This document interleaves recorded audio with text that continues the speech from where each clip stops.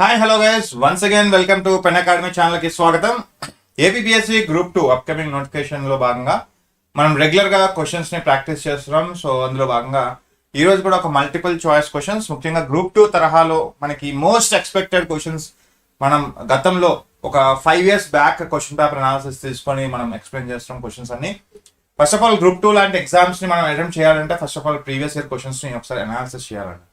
So తద్వారా మనకి strategy అయితే తెలుస్తుంది ఎలా ప్రిపేర్ అవ్వాలనేది. సో అదేవిధంగా ఈ రోజు కూడా Day 14 లో ఉన్నాం. సో ఎస్, ఒక్కసారి ట్రై చేయండి. ఫస్ట్ క్వశ్చన్ ఎకానమీ నుంచి మేము ముందుకి వచ్చేసింది question. So voice clear? Yes, voice clear? Yes, ఒక్క నిమిషం. am I clear voice? Yes, voice clear?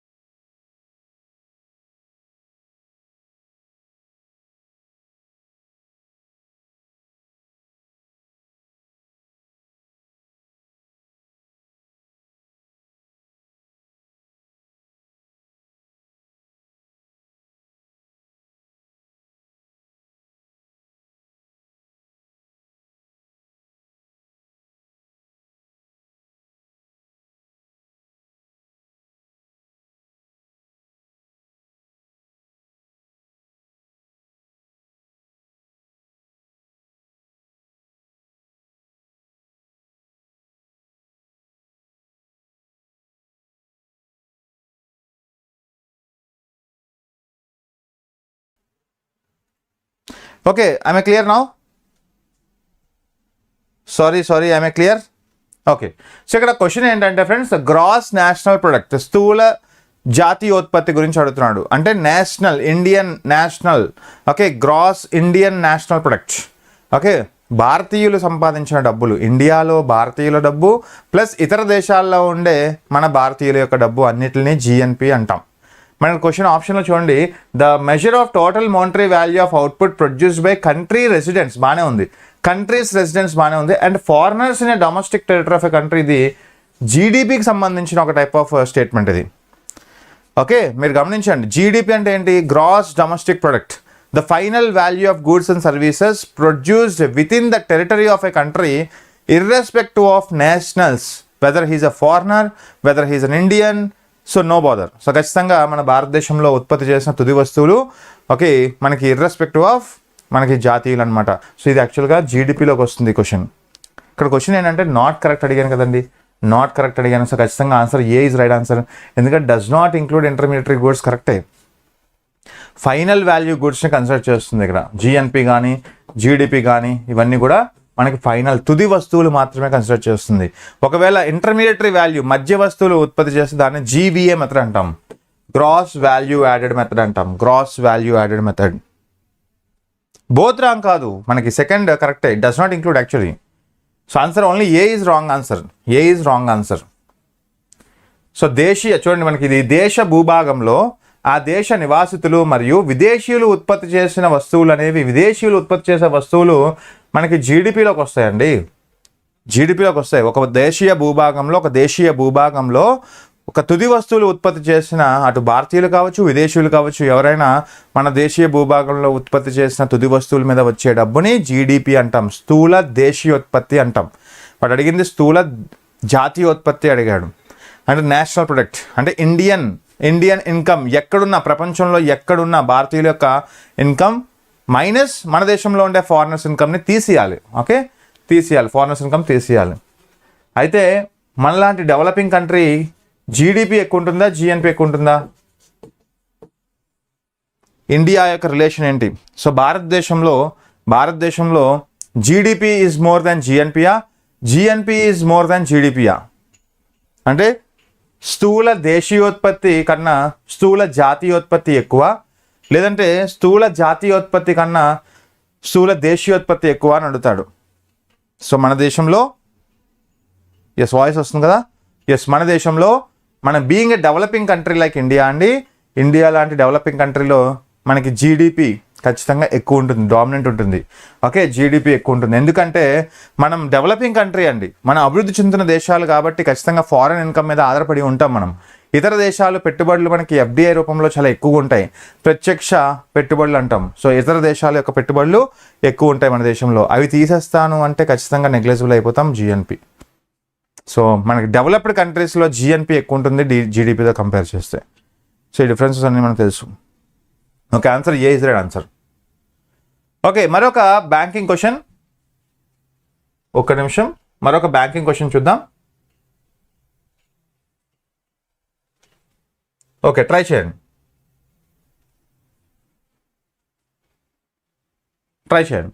Which of the following is not correct about NBFC అండి. ఎన్బిఎఫ్సి తెలుసు కదా, non banking financial company.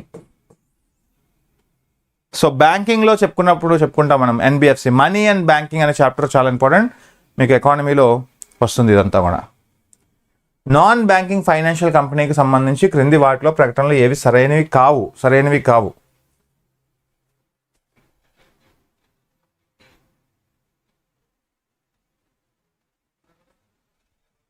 Just right 1, 3, 2, 1, 2, 3 and 2, 3. D. Yes Bhanu garu good evening అండి, Vaishnavi garu good evening, Sudharani good evening, Shailaja garu good evening. So ఇంకా ఎవరైనా miss అంటే క్షమించండి. Hindustan good evening. Yes అందరికీ good evening. So యాక్చువల్గా నాట్ కరెక్ట్ అడుగుతున్నామండి. First of all NBFC registered under RB act 1934. So ఖచ్చితంగా మనకి ఆల్ అంటున్నాం, ఇక్కడ మనం పరిశీలించాలి. All is it right? No, అంతే కదండి. ఎస్ ఆన్సర్ హలో అండి, ఆన్సర్ ఏ 1, 3 అంటే ఇక్కడ నాట్ కరెక్ట్ అడుగుతున్నాం. ఓకే,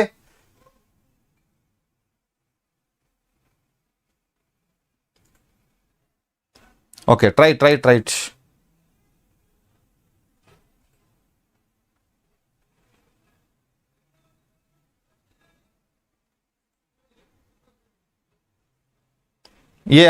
గుడ్ ఈవినింగ్ అండి Vaishnavi garu. Yes very good evening. చూడండి, ఫస్ట్ ఆఫ్ ఆల్ మనకి ఎన్బిఎఫ్సి అనేవి అన్నీ కూడా కాదండి. సో ఖచ్చితంగా ఎన్బిఎఫ్సి అనేవి మనకి all NBFCs regulated by SEBI అంటున్నాడు, all NBFCs registered under RB act 1934 అంటున్నాడు. ఈ రెండు రాంగ్ అండి. యాక్చువల్లీ ఇక్కడ ఆల్ అనే ఆప్షన్ మనకి చాలా ఎక్స్ట్రీమ్ వర్డ్, యాక్చువల్గా ఎక్స్ట్రీమ్గా వాడుతూ ఉంటారు. సో ఎస్ ఖచ్చితంగా they are not a part of payment and settlement systems అనేది కరెక్ట్. యాక్చువల్గా బ్యాంక్స్ అనేవి ఈ స్టేట్మెంట్ బ్యాంక్స్కి వర్తిస్తాయి. మన బ్యాంక్స్ ఏవైతే ఉంటాయో మన బ్యాంక్స్ అనేవి అన్నీ కూడా comes under payments and settlement act కింద వస్తుంది. సో బికాస్ మీకు చూడండి, పేమెంట్ సెటిల్మెంట్స్ యాక్ట్ కింద మనం బ్యాంక్స్ అనేవి సో ఇష్యూ చేస్తూ ఉంటాయి, లోన్స్ కావచ్చు, డిపాజిట్స్ కావచ్చు. ముఖ్యంగా మన దేశంలో ఏటీఎంస్ అన్నీ ఉంటాయి కదా, మన దేశంలో ఏటీఎంస్ అన్నింటిని రెగ్యులేట్ చేసేది ఎవరు? NPCI, national payment corporation of India అండి. Okay, yes. అయితే ఇక్కడ మీరు గమనిస్తే ఆల్ ఎన్బిఎఫ్సిస్ ఆర్ సెబీ అనేది ఏంటి? క్యాపిటల్ మార్కెట్ రెగ్యులేటర్ కదా, క్యాపిటల్ మార్కెట్ రెగ్యులేటర్ అంటే షేర్స్, బాండ్స్ ఇవన్నీ కూడా. ఓకే, షేర్స్, బాండ్స్ ఇవన్నీ రెగ్యులేట్ చేసేది మనకి one of the SEBI. It is not look after any NBFC చూడదండి. ఓకే, సో మనకి ఎస్ 1 కూడా కరెక్ట్ కాదు కదా, మనకి ఇది కంపెనీస్ యాక్ట్, ఇది ఆర్బీ యాక్ట్ అంటే ఆ బ్యాంక్ కింద వస్తుంది. ఫస్ట్ ఆఫ్ ఆల్ మనకి ఎన్బిఎఫ్సి అనేది అసలు బ్యాంకే కాదు, ఎన్బిఎఫ్సి అనేది ఫర్ ఎగ్జాంపుల్ ముతూట్ ఫైనాన్స్ కానీ, ఓకే, టాటా ఇండి కానీ, సో ఇలాంటి ఒక type of non banking financial companies అనేవి ముఖ్యంగా మనకి కంపెనీస్ అండర్ కంపెనీస్ యాక్ట్లోకి వస్తాయి. ఇది కంపెనీస్ యాక్ట్ 1956లో వస్తాయి, 1956లో వస్తాయి. ఓకే, 1956 కానీ 2013 కానీ. సో ఎన్బిఎఫ్సిస్ అనేవి కమ్స్ అండర్ కంపెనీస్ యాక్ట్ అండి. It does not comes under RBI act, అసలు డెఫినేషన్లోకి రాదు. Very good. ఎన్పిసిఐ మనకి యాక్చువల్గా payment and settlements act 2007. Okay, so NPCI మనకు వచ్చింది మాత్రం 2008లో వచ్చింది. సో మన దేశంలో ఎన్పిసిఐ యొక్క ఇంపార్టెన్స్ ఏంటంటే ఇండిజినస్ కార్డ్స్ లైక్ రూపే కార్డ్స్ని తీసుకొచ్చిందండి. రూపీ పేమెంట్ కార్డ్స్ ఎన్పిసిఐ మన దేశంలో RuPay payments, okay, rupee payment cards అంటారు. రూపే కార్డ్స్ తీసుకొచ్చింది యాక్చువల్లీ. ఓకే, సో అలాగే మనకి యూపీఐని కూడా తీసుకొచ్చింది. యూపీఐ మీకు సింబల్ చూడండి, మీకు గ్రీన్ అండ్ ఆరెంజ్ కలర్లో ఉంటాయి, 2 యారో మార్క్స్ ఉంటాయి, గ్రీన్ అండ్ ఆరెంజ్ కలర్. అలా యూపీఐ ఏ సంవత్సరం నుంచి మనకి ఎస్టాబ్లిష్ చేశారని అడుగుతూ ఉంటారు. యూపీఐ ఏ సంవత్సరం నుంచి వచ్చింది? దానికన్నా ముందు నెట్ బ్యాంకింగ్ యూజ్ చేసేవారు, ప్రజలందరూ కూడా నెట్ బ్యాంకింగ్ యూజ్ చేసేవారు. UPI introduced in which year? 2016. Very good. అలా యూపీఐ రావడానికి గల కమిటీ ఎవరు? ఏ కమిషన్ రికమెండేషన్ ద్వారా యూపీఐ అనేది మన దేశంలోకి స్టార్ట్ అయింది అంటే, ఎస్, యూపీఐ రావడానికి గల కమిటీ ఎవరు? ఎస్, ఎవరు తీసుకొచ్చారు అసలు యూపీఐ కాన్సెప్ట్ని? Very good information. 2016 UPI, unified payment interface. దానికి ముందు నెఫ్ట్ అండ్ ఆర్టీజీఎస్ ఉండేదండి. NEFT and RTGS, national electronic fund transfer, అలాగే RTGS, real time gross settlement. Okay, yes, గుర్తుపెట్టుకోండి. మనకు one of the Rangarajan. Okay, Rangarajan committee గుర్తుపెట్టుకోండి. రంగరాజన్ కమిటీ తీసుకొచ్చింది. One of the RBI గవర్నర్గా పనిచేసిన రంగరాజన్ కమిటీ మనకి దీన్ని తీసుకొచ్చింది. ఓకే, ఎన్పిసిఐని, ఓకే, ముఖ్యంగా యూపీఐని, okay, concept of UPI. Good evening అండి Vinod Kumar, very good evening. Okay, next question చూద్దాం. National board for wildlife for diversion of land. Yes, చాలా ఇంపార్టెంట్. అంటే భూమి మళ్లింపు కోసం క్రింది వాటిలో ఏ ప్రాంతాలకు national board for wildlife ఆమోదం అవసరం? National parks, wildlife sanctuaries, conservation reserves, eco sensitive zones. Environment, sustainable development నుంచి మినిమం నాలెడ్జ్ అయితే ఉండాలి. అంటే ఖచ్చితంగా క్వశ్చన్స్ అడుగుతారు కదా. ఎస్, ట్రై చేద్దాం.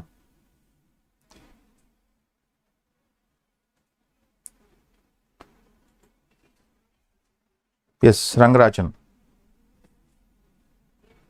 Okay, next one. ఓకే, చూడండి, క్వశ్చన్ అర్థం చేసుకోండి బాగా. చూడండి, which are the following areas require approval for NBW? Okay, NBW అంటాం, national board for wildlife. National board for wildlife for diversion of land. 1-2. Yes, Praneetha, good evening అండి. Yes, 1-2.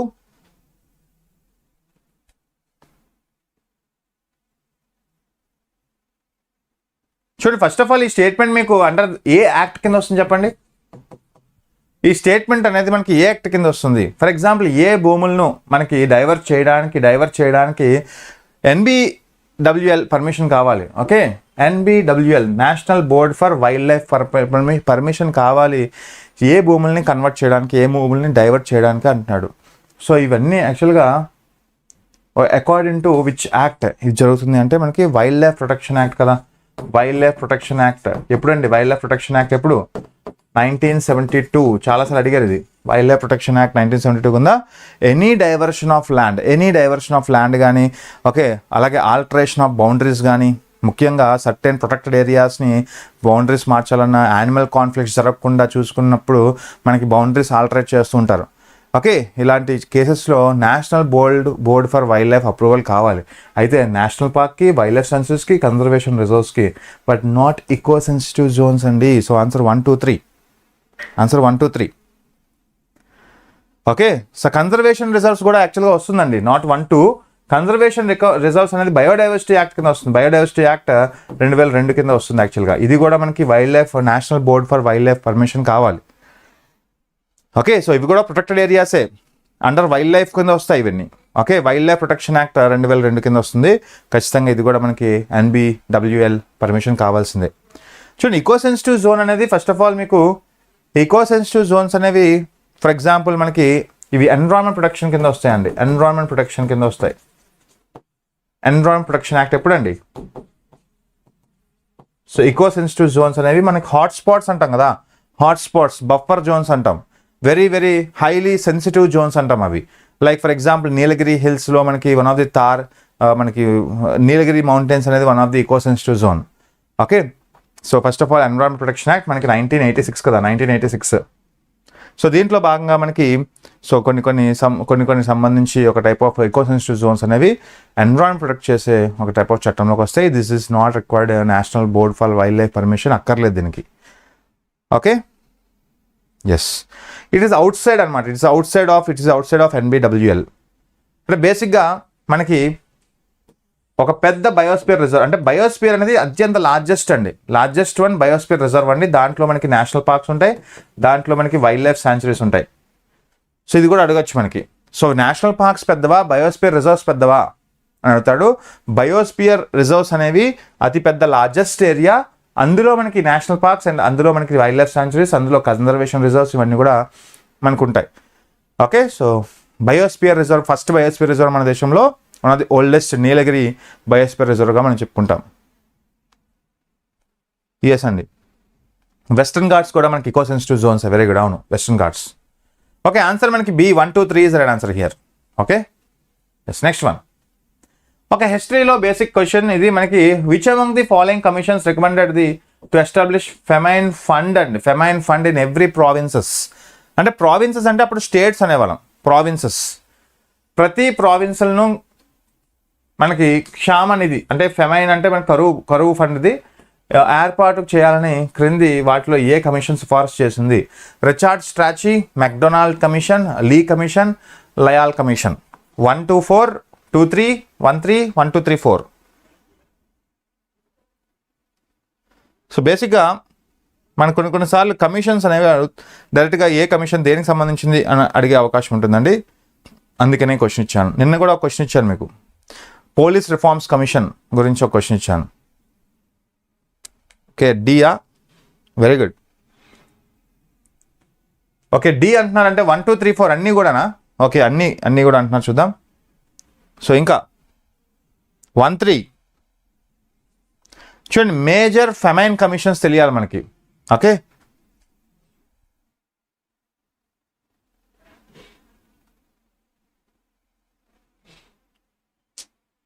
Yes,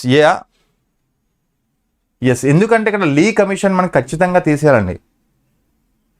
yes, no doubt. దేనికోసం ఇది లీ commission? దేనికోసం అండి? Civil services కోసం కదా. Civil services ఎప్పుడైతే మనకి లీ కమిషన్ సివిల్ సర్వీసెస్ అని తెలిసిందో ఖచ్చితంగా ఇక్కడ ఏమవుతుంది? ఇంకా చూసారా విత్ ఇన్ 2 సెకండ్స్లో ఆన్సర్ చేసేయచ్చు. 2 సెకండ్స్లో ఆన్సర్ చేసేయచ్చు. 1, 2, 4 ఇస్ రైట్ ఆన్సర్. మనకి తెలియకపోయినా పర్లేదండి. యాక్చువల్గా రిచార్డ్ స్ట్రాంచీ కమిషన్ మనకి 1878లో బ్రిటిష్ ఈస్ట్ ఇండియా మనకి దీన్ని ఫండ్ తీసుకొచ్చింది. యాక్చువల్గా మనకి one of the under lord Lytton అండి. సో లిట్టన్ తీసుకొచ్చారు ఈ కమిషన్ని ఏర్పాటు చేసింది లార్డ్ లిట్టన్ ఆధ్వర్యంలో.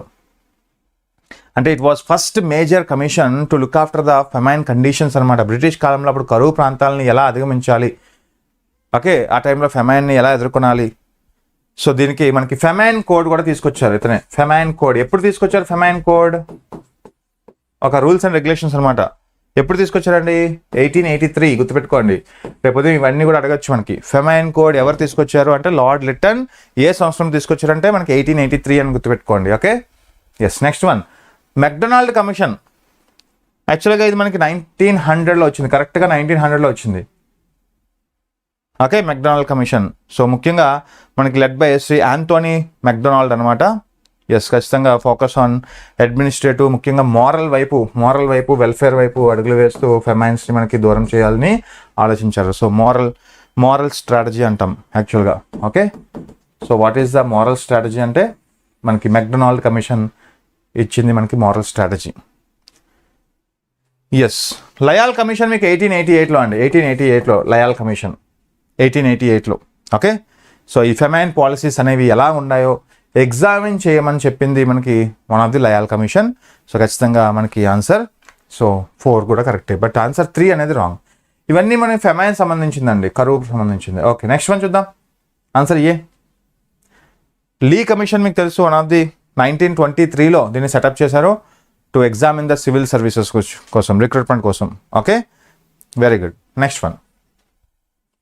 ఓకే, ఇది యాక్చువల్గా ఈరోజు మీకు ఇచ్చారండి. మీకు ఈరోజు క్వశ్చన్ అంటే ఈరోజు ఎవరైతే నా క్లాసెస్ చూస్తూ ఉంటారో రెగ్యులర్గా, పెయిడ్ క్లాసెస్లో ఎవరైతే అటెండ్ అవుతారో వాళ్ళకి ఈ క్వశ్చన్ ఈజీగా ఉంటుంది.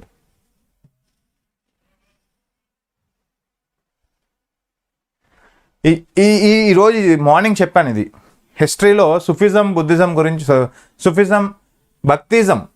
ఓకే, భక్తి మూమెంట్ కానీ సుఫీ మూమెంట్ కానీ ఈరోజు ఎవరైతే విన్నారో నా క్లాస్ వాళ్ళు ఈజీగా చెప్తారు. ఇది ఈరోజు మార్నింగ్ అయ్యింది క్లాస్. ఇది లయాల్ కమిషన్ అనేది మనకి ఈ యొక్క ఫెమైన్ పాలసీస్ని ఎఫెక్టివ్ ఎలా ఉంది, ఫెమైన్ పాలసీస్ యొక్క ఎఫెక్టివ్నెస్ ఎలా ఉంది అని రివ్యూ చేయడానికి, ఎగ్జామిన్ చేయడానికి మనకి 1888లో ఈ కమిషన్ ఏర్పాటు చేశారండి British government, Lyall commission. Okay, yes. Okay, next one. So ఇది ఎంటైర్లీ దేనికి సంబంధించింది? ఇది ఎంటైర్లీ దేనికి సంబంధించింది అంటే ఫస్ట్ ఆఫ్ ఆల్ సుఫిజం సంబంధించిందండి. సో సుఫిజం సంబంధించింది. యాక్చువల్గా దెర్ ఆర్ 2 టైప్స్. మెడివల్ పీరియడ్లో మనకి దెర్ ఆర్ 2 టైప్స్ ఆఫ్ మనకి ట్రెడిషన్స్ ఉండేవి, ముఖ్యంగా ప్రాక్టీసెస్ చేసేవారు. మనకి భక్తిజం, సుఫిజం. భక్తిజం మనకి పూర్తిగా మనకి హిందూకి సంబంధించింది, సుఫిజం పూర్తిగా ఇస్లాంకి సంబంధించింది. ఇక్కడ మనకి మీరాబాయి కానీ తుకారాం కానీ వీళ్ళందరూ కూడా ఒక టైప్ ఆఫ్ మనకి కృష్ణుడిని, ముఖ్యంగా మీరాబాయి కృష్ణుడి భక్తురాలు, అలాగే రామదాస్ సో రాముడి యొక్క భక్తుడు. సో ఇలా మనకి వీళ్ళందరూ కూడా ఒక ఐడల్ వర్షిప్ని చేసి పూజించేవారు. వాళ్ళని యొక్క భక్తులు వాళ్ళ యొక్క సెయింట్స్తో ముఖ్యంగా ప్రార్థనలతో కీర్తనలతో ఎక్కువగా ప్రజల్లోకి తీసుకెళ్లేవారు అనమాట. There is no orthodox dominance, there is no untouchability, there is no caste preference అంటే డామినెన్స్, క్యాస్ట్ డామినెన్స్ అని లేదు. ఈ రెండింటికి మనకి ఈక్వాలిటీ అనేది మనకి కామన్ అండి. ప్రతి ఒక్కరూ ఈక్వాలిటీగా ఉండాలి, హోదాలు ఏమి పెద్దవారు కాదు చిన్నవారు కాదు, ప్రతి ఒక్కరు ఈక్వల్గా ఉండాలి అని వీళ్ళ యొక్క స్పీచెస్, వీళ్ళ యొక్క టీచింగ్స్తో ముందు తీసుకెళ్లేవారు. వీళ్ళు భక్తి వచ్చరికి హిందూయిజంని పోర్ట్రేట్ చేస్తే వీళ్ళు ఇస్లామిక్ని పోర్ట్రేట్ చేశారు. లైక్ ముఖ్యంగా గురునానక్ లాంటి వాళ్ళు సిక్కిజంని, okay, as well as Sikhism founder Guru Nanak, ముఖ్యంగా ఈ చిస్టీ ఆర్డర్ ద్వారా వీళ్ళు ముందుకు తీసుకెళ్లారనమాట. సో ఇలా మనకి ఈ యొక్క సుఫిజం గురించి క్వశ్చన్ అడుగుతున్నాం కాబట్టి ముఖ్యంగా ముస్లిమ్స్ గురించి వస్తుంది. ముఖ్యంగా లైక్ సామాస్ వచ్చేసరికి హోలీ సాంగ్స్తో ఒక ట్రాన్స్లోకి తీసుకెళ్ళగలరండి. ఓకే, సో ఖచ్చితంగా మనకి ఆన్సర్ 3 రైట్. అలాగే ఖాన్కా వచ్చేసి మనకి one of the Pir lived అంటే గురువు అనమాట. గురువు శిష్యుడికి బోధించే ఒక దీన్ని మనకి ఖాన్కా అంటాం. ఖాన్కా, ఓకే, గురువు నివసించే ఒక ప్రాంతం అది. ఆ గురువు సో ముఖ్యంగా మనకి ఒక శిష్యుడికి బోధించే ఒక ప్రాంతాన్ని మనకి ఖాన్కా అనేవారం. అలాగే సిల్సిలాస్ వచ్చేసి వేరియస్ చిస్టీ ఆర్డర్స్, ముఖ్యంగా సుఫిజం సంబంధించిన Chisti orders, rules and regulations ఇవన్నీ కూడా ఉండేది సిల్సిలాస్. సో అన్నీ కూడా కరెక్టే. సో ఈరోజు చెప్పానండి, ఈరోజు పెయిడ్ క్లాస్లో దీని గురించి సుఫిజం యాజ్ వెల్ యాజ్ బుద్ధిజం, భక్తిజం గురించి చెప్పాను. ఇది ఒకసారి మీకు డాక్యుమెంట్లో కూడా ప్రజెంట్ చేశాను. యాక్చువల్గా ఫీచర్స్ ఆఫ్ సుఫీ మూమెంట్ వచ్చేసరికి చూసారా, పిర్ మురిద్ సిస్టమ్ అంటే ఇతను గురు, ఇతను శిష్యుడు, టీచర్ డిసిపుల్ రిలేషన్షిప్ అనేది మనకి ముఖ్యంగా అక్కడి నుంచి వచ్చిందనమాట. ఓకే, సో గురువుకి అంటే ఫాలోవర్స్ని ఇప్పటికీ కూడా పాటిస్తుంటారు ఖచ్చితంగా చిస్టీ ఆర్డర్స్ని. ఇలా మనకి పిర్ మురిద్ సిస్టమ్ అనేది గురు శిష్య సంబంధాలు అనమాట. ఇది సుఫిజంలో మనకి మేజర్ థింగ్. అలాగే సమా అండ్ జికర్, సమా అంటే ఏంటి, ప్రార్థనలు, ఇలాంటి కువాలి, ఓకే, కువాలి సో సంకీర్తనలతో. సో ముఖ్యంగా భక్తిజంలో ఎలా అయితే మీరాబాయి వీళ్ళందరూ పాటల ద్వారా ఎలా అయితే మనకి కృష్ణుడి యొక్క హిస్టరీని, కృష్ణుడి యొక్క ఇంపార్టెన్స్ని తెలియజేశారో, అలాగే మనకి ముస్లిమ్స్తో కూడా qawwali as well as remembrance of God, ముఖ్యంగా జికిర్ అండ్ సమా అనే మ్యూజిక్స్తో ట్రాన్స్లోకి తీసుకెళ్లేవారు ప్రజల్ని. అలాగే సో లవ్ అండ్ డివోషన్ అని ముఖ్యంగా ఆర్థడాక్స్కి వ్యతిరేకంగా ఉండేది, మత పెద్దలకు వ్యతిరేకంగా ఉండేవారు. అందరికీ సమానమైన హోదాని కల్పించాలనే ఈ యొక్క సిక్కిజం, సుఫిజం అండ్ బుద్ధిజంని, సుఫిజం యాజ్ వెల్ భక్తిజంని తీసుకొచ్చారు. అలాగే ఖాన్కా సిస్టమ్ అనేది స్పిరిచువల్ సెంటర్స్ అండి. ఇవన్నీ కూడా స్పిరిచువల్ సెంటర్స్ వేర్ ఈ ఒక టైప్ ఆఫ్ ప్రార్థనలు కావచ్చు, సంకీర్తనలు కావచ్చు, మ్యూజిక్స్ కావచ్చు, ఇవన్నీ కూడా ఛాన్స్ చేస్తూ వాళ్ళు ముందుకు తీసుకెళ్లారు. ఇలా సుఫిజం, భక్తిజం సంబంధించిన క్లాస్ ఈరోజు అయ్యింది. సో దాంట్లో భాగంగా ఈ నోట్స్ కూడా ఇచ్చాను, మీకు నోట్స్ కూడా ఇచ్చాను. ఎస్, సిసిలాస్ అంటే ఆర్డర్స్ అండి, ఆర్డర్స్. Okay, very good. చూడండి, క్వాజా, షేక్, వీళ్ళందరినీ కూడా మనం డిస్కస్ చేస్తాం ఇందులో. Okay, next one. Okay, so ఒక టైప్ ఆఫ్ ఇండియన్ హిస్టరీలో, with reference to Indian history, the Bibighar massacre related to what? Chaura Chauri, revolt of 1857, Rampa rebellion, Thambi revolt. Yes, right. Yes, పిర్ అంటే గైడ్ అనమాట, గురువు, గైడ్, ఓన్ పిర్ అంటాం. ఓకే, అతన్నే క్వాజా అంటాం యాక్చువల్గా, క్వాజా ఆర్ మనకి షేక్, ఇలా మనకి గురువుస్ని, పిర్ని గురు అంటాం, క్వాజా ఆర్ షేక్ అంటాం. ఓకే, నెక్స్ట్ వన్ ట్రై చేయండి.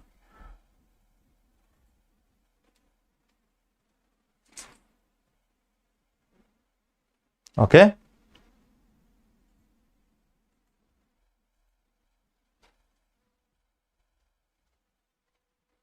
సో బియా, నో డౌట్ కదండి, B. Yes, no doubt, revolt of 1857. Yes, ఎక్కడ జరిగిందండి, ఎక్కడ జరిగింది? కాన్పూర్. అప్పట్లో మనం ఇలా రాసేవారు కాన్పూర్ అని, కాన్పూర్.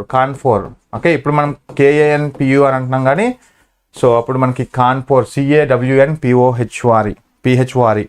సో కాన్పూర్ ముఖ్యంగా మనకి రెబిలియన్ 1857 మ్యూటినీ వార్ టైంలో జరిగింది ఈ యొక్క బీబీగర్ మాసకేర్. ఓకే, ఎగ్జాక్ట్గా చెప్పాలంటే జూలై 15th 1857 అండి, 1857. Okay, approximately 200 British women's and childrens ముఖ్యంగా, okay, who have survived actually.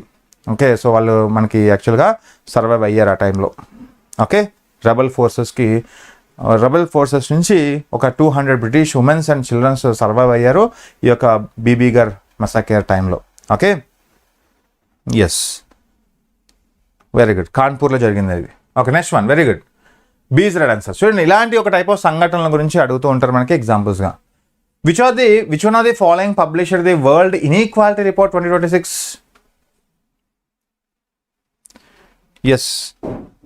Yes, Nana Sahib. వీళ్ళందరూ కూడా మనకి డిఫరెంట్ ప్రాంతాల నుంచి రిప్రజెంట్ చేస్తూ వచ్చారు ఖచ్చితంగా.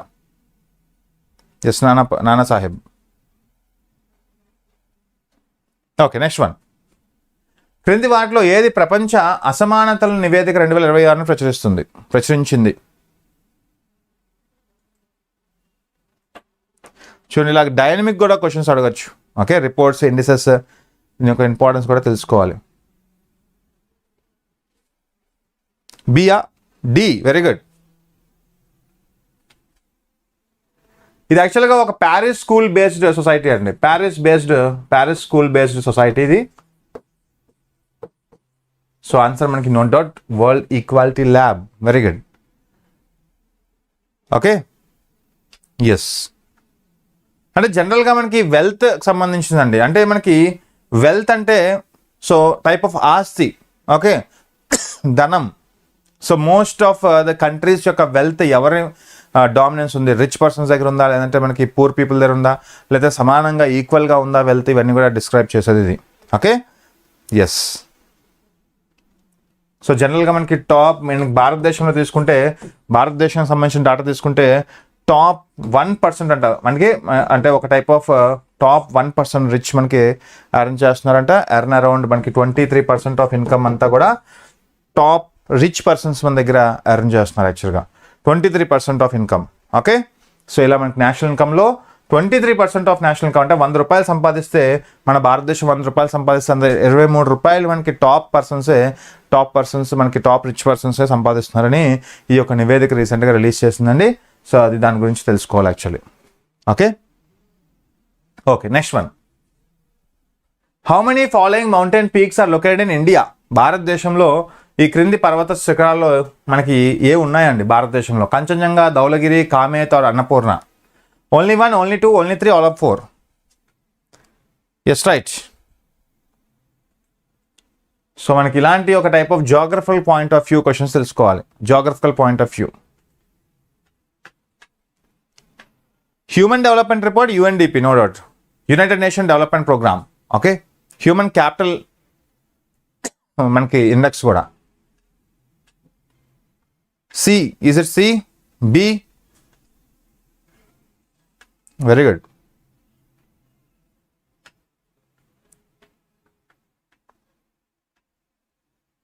చూడండి, కంచన్జంగా ఎక్కడ ఉందండి? Located in entire Indiana?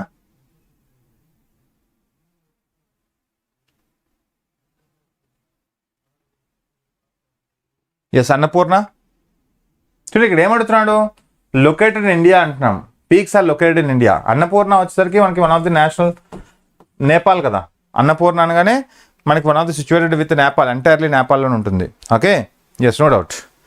కామేట్ వచ్చేసి ఎస్ ఇండియాలోనే ఉందండి. సో కామేట్ ఎక్కడ ఉంది? ఇండియాలో ఉంది. ఎక్కడ ఉంది? మనకి ఉత్తరాఖండ్, చమేలి డిస్ట్రిక్ట్లో ఉంది. చమేలి డిస్ట్రిక్ట్ మనకి ఉత్తరాఖండ్, నో డౌట్. సో ఈ 4 రాంగ్ యాక్చువల్గా. B, yes sir. Okay, changing. Yes, Dhaulagiri వచ్చేసి మనకి లొకేటెడ్ ఇన్ నేపాల్ అండి. యాక్చువల్లీ ఎంటైర్లీ మనకి నేపాల్లో ఉంది ఇది ధౌలగిరి. సో ఖచ్చితంగా మనకి కంచన్జంగా సిక్కింలో ఉంది కదా. సిక్కిం యాక్చువల్గా ఇక్కడ సిక్కింతో పాటుగా, అంటే భారతదేశంలో పాటుగా మనకి ఇక్కడ ఇండియాతో కూడా మనకు కొంచెం సంబంధాలు ఉంటాయి. బట్ ఇక్కడ ఎంటైర్లీ అనగట్లేదు, చూసారా? How many of the following mountain peaks are located in India అన్నాడు. లొకేటెడ్ ఇన్ ఇండియా అన్నారు అంతే, ఎంటైర్లీ అని అడగలేదు. ఓకే, అలాంటప్పుడు మనకి ఖచ్చితంగా answer 1 and Kamet. C 3 is right answer. Only two statements are right. Only 2 statements are right. Kanchenjunga India and నేపాల్లో ఉంది. అంటే మన దేశంలో the largest peak, highest peak మనకి వన్ ఆఫ్ ది K2 అనేది గాడ్విన్ ఆస్టిన్ అంటాం. దీన్ని మనకి ఎక్కడ ఉందండి? కారాకోరం రేంజెస్లో ఉన్నాయి. కారాకోరం రేంజెస్ ఎక్కడ ఉన్నాయంటే మనకి one of the top most northern place. Okay, northern part of India. So ఇలా కారాకోరం రేంజెస్ అంటాం. ఈ కారాకోరం రేంజెస్లో మనకి టచ్ అయి ఉంటాయి మనకి K2. దాని తర్వాత కంచన్జంగా మనకి వన్ ఆఫ్ ది సిక్కింలో అతిపెస్ట్ మౌంట్ ఎవరెస్ట్గా మనం భావిస్తాం. ఓకే, సో మనకి వన్ ఆఫ్ ది కంచన్జంగా ముఖ్యంగా. Yes, very good, clear. As well as ఖచ్చితంగా ధౌలగిరి వచ్చేసరికి ఎంటైర్ నేపాల్ అండి, అందుకే మనకి రాంగ్ ఇది. అలాగే అన్నపూర్ణ కల్లా కంప్లీట్ నేపాల్. ఇక్కడ కామేత్ వచ్చేసరికి ఇండియన్ డిస్ట్రిక్ట్లో, చమేలి డిస్ట్రిక్ట్ యూకేలో ఉత్తరాఖండ్లో ఉంది Kamet peak. Okay, next one. Modern Indian హిస్టరీకి సంబంధించిన which of the following happened earliest అంట. సింపుల్, 4 క్వశ్చన్స్ ఇచ్చిన 4 క్వశ్చన్స్ యొక్క ఇయర్స్ తెలిస్తే చాలు. సింపుల్, ఇలాంటి క్వశ్చన్స్ అడుగుతున్నారండి. సంఘటనలు, ఎర్లియస్ట్ ఇయర్స్తో సంబంధించింది. ఆధునిక భారత చరిత్రకు సంబంధించి క్రింది వాటిలో ఏది అన్నిటికంటే ముందుగా జరిగింది?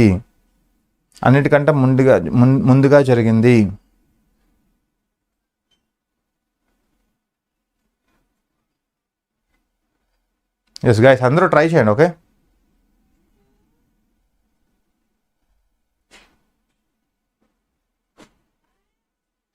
ఓకే,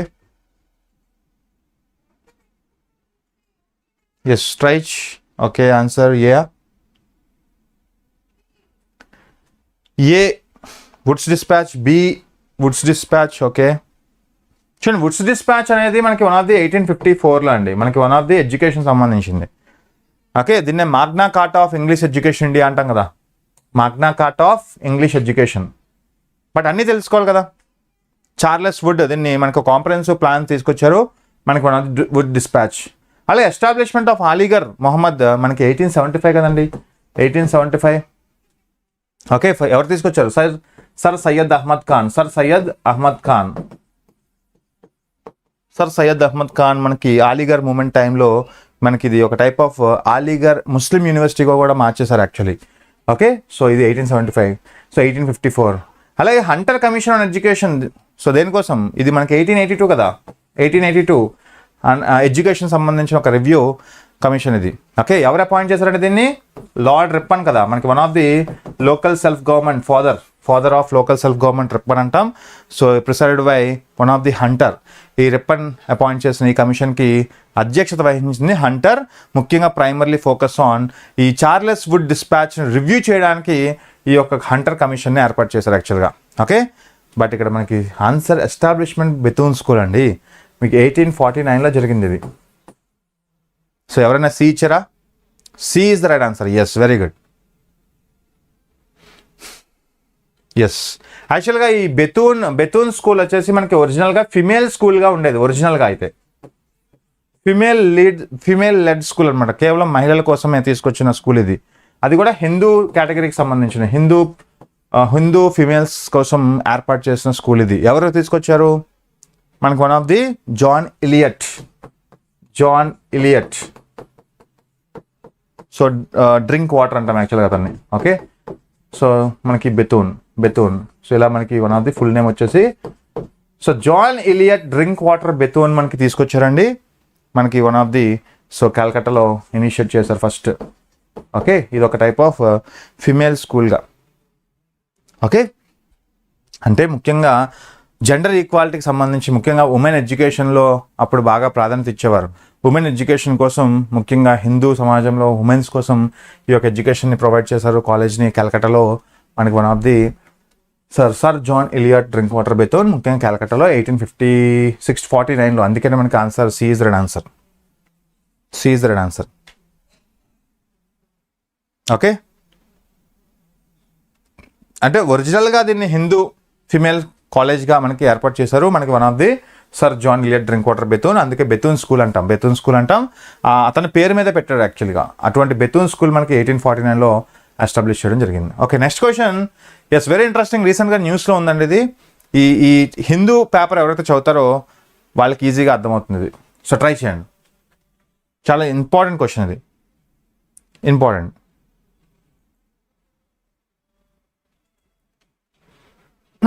ఈజీగా ఆన్సర్ చేయొచ్చు. చూడండి, ఎలిమినేషన్ కూడా అయ్యే అవకాశం ఉంది. చెప్పలేం. చూడండి, యాక్చువల్గా living person must not be less than 15 years of age to donate organs. Organ donation సంబంధించిన క్వశ్చన్ అండి. ఒక క్వశ్చన్. ఎస్, అవయవ దానం చేయడానికి జీవించి ఉన్న వ్యక్తి వయసు 15 ఏళ్ల కంటే తక్కువ ఉండకూడదు. అలాగే pancreas and intestines are not permitted to donated. అలాగే national organ tissue transplant organisation NOTTO is the apex body for the organisation coordination of organ donation India. Only 3. First of all ఇక్కడ డోనార్ ఎవరు, ఏ వయసు నుంచి ప్రకటించాలి, అలాగే మనకి ఎటువంటి ఎటువంటి ఆర్గాన్స్ అనేవి డొనేట్ చేయొచ్చు అనేది తెలియాలి మీకు. సో ఖచ్చితంగా అపెక్స్ ఆర్గనైజేషన్ కూడా తెలియాలి. ఓకే, సో అంటే జనరల్గా మనకి one of the all India organ transplantation కావచ్చు, ఆల్ ఇండియా ఆర్గాన్ డొనేషన్స్ కావచ్చు, ఇవన్నీ కూడా చేయించేది నోటో. నో డౌట్ ఇది national organ and tissue transplant organisation NOTTO అనేది one of the apex body for coordination of organ donation India అండి. So ముఖ్యంగా distribution of organs కావచ్చు, టిష్యూస్ కావచ్చు, ఓకే, ఇవన్నీ కూడా మనకి రిజిస్టర్ చేయాలన్నా, ఓకే, సో మనకి ట్రాన్స్ప్లాంట్ చేయాలని ఇవన్నీ కూడా ఇదే చేస్తుంది. సో ఖచ్చితంగా NOTTO is the right answer, no doubt. Answer 3 రైటే. ఓకే, అలాంటప్పుడు 1 చూడండి. 1 a living person must not be less than 15% of age to donate the organs. అంటే ఇక్కడ 15 కాదండి, 18 years. మైనర్స్ ఇందులోకి రారు. ఓకే, 1 రాంగ్ అండి. Okay, so living donor any person not less than 18 years of age ఖచ్చితంగా ఈ యొక్క ఆర్గాన్ డొనేషన్లోకి రారు. సో ఖచ్చితంగా 1 రాంగ్ అయితే సో సింపుల్గా మన ఆన్సర్ వచ్చేస్తుంది 3. అంటే ఇక్కడ ప్యాంక్రియాస్ ఇంటెస్టైన్స్ అనేవి కూడా not permitted to be donated అంటున్నాడు. Is it right?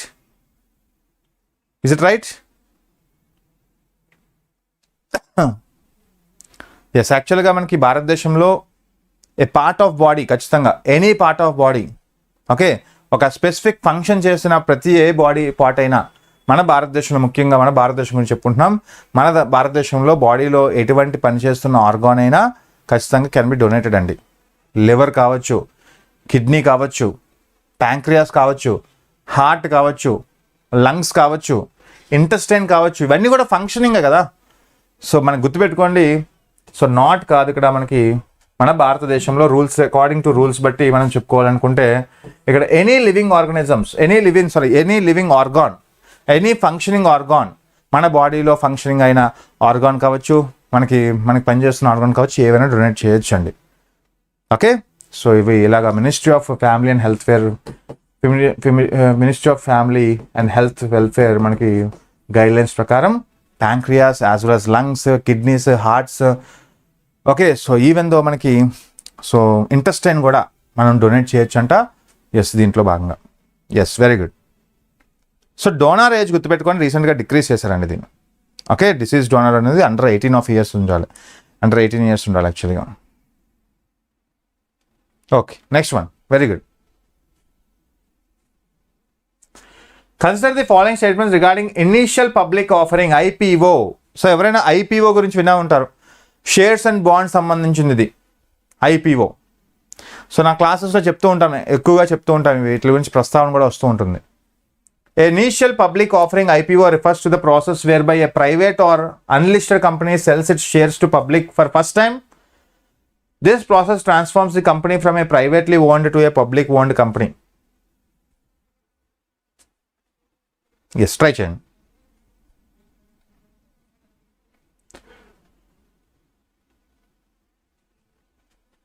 చూడండి, ఫస్ట్ ఆఫ్ ఆల్ ఇక్కడ ఇనీషియల్ పబ్లిక్ ఆఫరింగ్ అనేది ఏంటి అనేది తెలియాలి మనకి.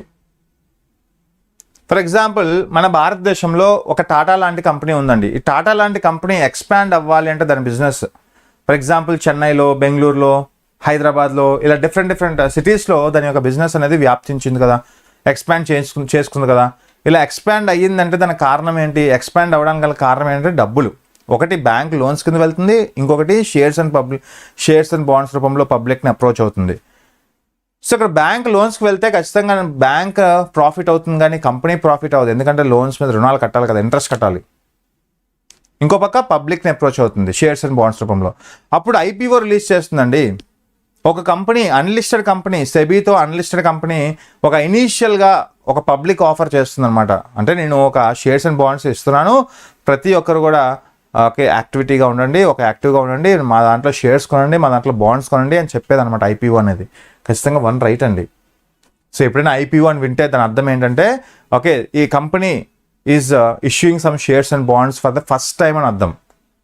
ఓకే, ఒక కంపెనీ షేర్స్ అండ్ బాండ్స్ అనేవి ఇష్యూ చేస్తున్నాయి, సో దట్ మనకి షేర్స్ అండ్ బాండ్స్ కొనుక్కోండి అని చెప్పేది మనకి ఐపీఓ. అటువంటి ఐపీఓ ఒక్కసారి మనకి రిలీజ్ చేస్తే ఖచ్చితంగా దాని అర్థం ఏంటంటే పబ్లిక్ లిమిటెడ్ కంపెనీస్ అంటాం దాన్ని. అంటే చూడండి, private and public limited companies వినే ఉంటారు. Private limited, public limited. Private limited అంటే ఏంటి? So it is not issuing any shares and bonds to public, so that public is not involving in it's expansion of business అని అర్థం. For example, కొన్నిసార్లు ఏమవుతాయంటే కొన్ని companies ప్రైవేట్గా ఓన్గా ఎదుగుతూ ఉంటాయి. ప్రైవేట్ సెక్టార్ వేరండి, ప్రైవేట్ సెక్టార్, పబ్లిక్ సెక్టార్ వేరు. ప్రైవేట్ సెక్టార్కి పబ్లిక్ సెక్టార్కి డిఫరెన్స్ ఏంటంటే ఓనర్షిప్ మ్యాటర్స్. మనకి టాటా కంపెనీ అనేది ప్రైవేట్ సెక్టార్, పబ్లిక్ లిమిటెడ్ అంటాం. ప్రైవేట్ సెక్టార్, పబ్లిక్ లిమిటెడ్ అంటాం. ప్రైవేట్ సెక్టార్ అనేది ఓనర్షిప్, మెజారిటీ షేర్స్ అనేది 51% షేర్స్ అనేవి ప్రైవేట్ చేతుల్లో ఉన్నాయి అవి. అలాగే ఇక్కడ పబ్లిక్ లిమిటెడ్ ఎందుకు అంటున్నామంటే so it is wanting to issue some shares and bonds, so that public అనే వాళ్ళు ఇన్వాల్వ్ అవుతున్నారు ఎక్స్పాన్షన్ ఆఫ్ బిజినెస్లో అని అర్థం. ఓకే, సో పబ్లిక్ లిమిటెడ్ వచ్చేసరికి ఏ కంపెనీ అయితే మనకి పబ్లిక్లోకి వెళ్తుందో, పబ్లిక్ని ఇన్వాల్వ్ చేస్తుందో ఎక్స్పాన్షన్ ఆఫ్ బిజినెస్లో in form of shares and బాండ్స్ని ఇస్తుందో వాటిని పబ్లిక్ లిమిటెడ్ అంటాము. ప్రైవేట్ లిమిటెడ్ అనేది ప్రైవేట్గా it is owning, it is not issuing any shares and bonds అని అర్థం. ఫర్ ఎగ్జాంపుల్ మనకి పెన్ అకాడమీ ఉంది. ఇప్పుడు పెన్ అకాడమీ అనేది private sector and private limited అండి, అంతే కదా. Private sector, so I'm the owner, private sector and private limited అంటే it is not issuing any shares and bonds. I am not issuing any shares and bonds. I am not issuing any IPOs to public, so that public is not involving in our expansion of business in form of shares and bonds. ఒకవేళ నేనే మనకి IPO release చేసి shares and bonds release చేసి పబ్లిక్లోకి వెళ్ళాను అనుకోండి, అప్పుడు నేను public limited అవుతాను. Even though private sector I can be A public limited. Okay, so గుర్తుపెట్టుకోండి, ఇవన్నీ కూడా మీకు వింటూ ఉంటాం. ప్రైవేట్ లిమిటెడ్ అని, పబ్లిక్ లిమిటెడ్ అని వింటూ ఉంటారు కదా. సో ప్రైవేట్ లిమిటెడ్ అంటే ఇక్కడ నుంచి గుర్తుపెట్టుకోండి, private sector, private limited. Private sector అంటే సో గవర్నమెంట్ ఇన్వాల్వ్మెంట్ ఏం లేదు, అలాగే ప్రజల యొక్క ఇన్వాల్వ్మెంట్ కూడా ఏం లేదు, షేర్స్ అండ్ బాండ్స్ ఇష్యూ చేయట్లేదు అని అర్థం. ఇంకో పక్క మనకి పబ్లిక్ లిమిటెడ్ అంటే it is issuing, company issuing some shares and bonds, so that public అనే వాళ్ళు ఇన్వాల్వ్ అవుతున్నారు షేర్స్ అండ్ బాండ్స్లో అని అర్థం. సో ఖచ్చితంగా సో దిస్ అంటే ఒకవేళ ఐపీఓ రిలీజ్ చేశాను అంటే దాని అర్థం ఏంటంటే పబ్లిక్ని ఇన్వాల్వ్ చేయడానికి నేను రెడీగా ఉన్నాను, నా యొక్క కంపెనీలో షేర్స్ అండ్ బాండ్స్ కొనండి, సో దట్ మీరు కూడా ఇన్వాల్వ్ అవుతారు, నాకు లాభాలు వస్తే లాభాలు ఇస్తాను, లాస్ వస్తే లాస్ ఇస్తాను, దాన్ని డివిడెండ్స్ అంటాం. సో ఖచ్చితంగా ఇది రైటే. సో రెండు కూడా రైటే అండి, బట్ ఇన్కరెక్ట్ అడిగాను కాబట్టి answer D is the right answer.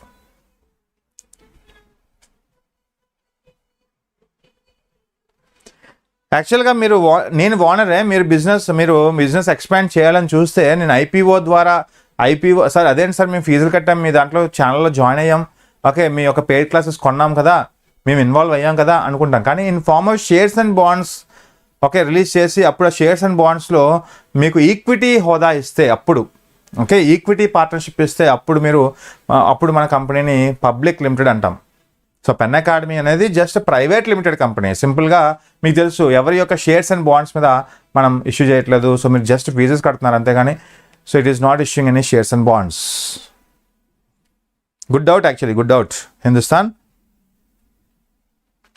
ఒకవేళ నేనే రేపొద్దుం ఐపీఓ రిలీజ్ చేస్తే అంటే దాని అర్థం ఏంటి, నేనే రేపొద్దుం షేర్స్ అండ్ బాండ్స్ కంపెనీకి షేర్స్ ఇన్వెస్ట్ చేయండి అని అంటే అప్పుడు అది పబ్లిక్ లిమిటెడ్ అవుతుంది. ఓకే అంతవరకు వెళ్తే చూడాలి, అంతవరకు మీ యొక్క సపోర్ట్ ఉండాలండి. సో మీరు చేయాల్సింది ఏంటంటే లైక్స్తో షేర్స్తో మీ ఫ్రెండ్స్కి సజెస్ట్ చేయండి ఛానల్ని, సో రీచ్ అవ్వడానికి ప్రయత్నించండి. ఫైనల్గా మనకి ఈరోజు 12 క్వశ్చన్స్ పూర్తి చేసుకున్నాం. గరుడా బ్యాచ్లో జాయిన్ అవ్వాలంటే మీకు గ్రూప్ 1 గ్రూప్ 2కి సంబంధించిన కంప్లీట్ కోర్స్ ఇది. ప్రజెంట్ మనకి పాలిటీ, హిస్టరీ, జాగ్రఫీ కోర్సెస్ అవుతున్నాయి. సో చాలా చక్కగా అవుతున్నాయి. రెగ్యులర్గా ఎటువంటి ఇంటరప్షన్ లేకుండా మెటీరియల్ మీరు ప్రొవైడ్ చేసేస్తున్నాం. ఓకే రెగ్యులర్గా మీ క్లాసెస్ అవుతున్నాయి. సో మీరు ఎవరైనా ఇంట్రెస్ట్ ఉంటే మాత్రం మీ ఫ్రెండ్స్కి సజెస్ట్ చేయండి, మీ యొక్క కొలీగ్స్ కానీ మీ యొక్క నైబర్స్ కానీ ఎవరికైనా సీరియస్ ఆస్పిరెంట్స్ ఉంటే వాళ్ళకి సజెస్ట్ చేయండి. మీకు ఆల్రెడీ సిలబస్ కంప్లీట్ అయిపోయి ఉంటే ఓకే ఎవరైనా కొత్త వాళ్ళు ఉంటారు కదా వాళ్ళకి చెప్పండి Pen Academy is meant for quality మెటీరియల్తో పాటుగా లైవ్ క్లాసెస్ అన్నీ కూడా అందిస్తున్నాం మనం ఈ యొక్క గరుడా బ్యాచ్ ద్వారా. మీకు గ్రూప్ 1 గ్రూప్ 2కి సంబంధించిన కోర్సెస్ మీద prelims cum mains, science and technology cover అవుతుంది, AP history, society, what not అంటే మీకు మొత్తం ఏవైతే ప్రిలిమ్స్ అండ్ మెయిన్స్లో ఉన్నాయో అన్నీ కూడా కవర్ అయిపోతాయండి. One stop solution. Okay so this is the Garuda batch. ఎన్సీఆర్టీస్ని ఫోకస్ చేస్తూ మనం స్టార్ట్ చేస్తాం. ప్రతి టాపిక్ మనం కవర్ చేస్తున్నామండి. ఈరోజు బుద్ధిజం, ఈరోజు సుఫిజం గురించి అలాగే భక్తిజం గురించి చెప్పడం జరిగింది. ఈరోజు టాపిక్ చాలా ఇంట్రెస్టింగ్గా కొనసాగింది ఈరోజు క్లాస్ అయితే. అలాగే పాలిటీ జరుగుతుంది రోజు, హిస్టరీ జరుగుతుంది రోజు. ఓకే యాజ్ వెల్ యాజ్ మీకు పాలినామిక్స్ బ్యాచ్ జాయిన్ అవ్వాలంటే జాయిన్ అవ్వచ్చు. ఓన్లీ పాలిటీ ఎకానమీ కావాలి, నాకు మెయిన్స్ ఓరియంటెడ్గా పాలిటీ ఎకానమీ కావాలనుకుంటే this is the batch. Only ఈ క్లాసెస్ వస్తాయి మనకి. Okay thank you so much అండి. Happy weekend. సో మళ్ళీ మనం నెక్స్ట్ క్లాస్లో కలుద్దాం. Until then have a nice day, bye. But don't forget to subscribe the class. So చాలామంది సబ్స్క్రైబ్ చేసుకున్న చూస్తున్నారు, మీ ఫ్రెండ్స్ అండ్ ఫ్యామిలీస్కి సబ్స్క్రైబ్ చేసుకోమండి. అలాగే ముఖ్యంగా ఎవరైనా ఇంకా లైక్ చేయకపోయింటే లైక్ చేస్తూ ఎంకరేజ్ చేయండి. Thank you and have a nice day, bye. Thank you.